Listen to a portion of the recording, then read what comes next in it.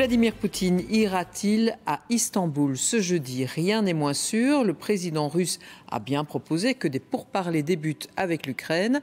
Volodymyr Zelensky a pris la balle au bond. Il se dit prêt à discuter, mais en direct avec lui. Et il a demandé aussi un cessez-le-feu immédiat.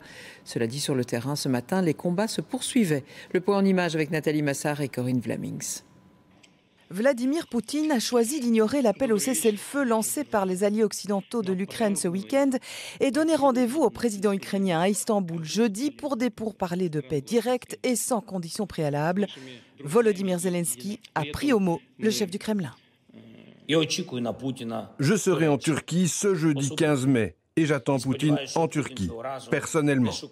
Et j'espère que cette fois, Poutine ne cherchera pas de raisons pour lesquelles il ne peut rien faire. Nous sommes prêts à discuter pour mettre fin à la guerre. Jeudi, Turquie. Le président Trump a apporté son soutien. Tous les dirigeants soutiennent cela. Pas encore de réponse de Moscou. Mais dans cette partie de poker diplomatique, la balle est maintenant clairement dans le camp russe. Stratégie pour gagner du temps, pour ne pas braquer Donald Trump, pour diviser Européens et Américains, ou réelle avancée vers la paix. Les pronostics sont ouverts, mais il semble peu probable que Vladimir Poutine se rende en personne à Istanbul. À Kiev, en tout cas, personne n'y croit. Poutine est un lâche. Il a peur. Tout ce qu'il fait, c'est pour sauver sa peau.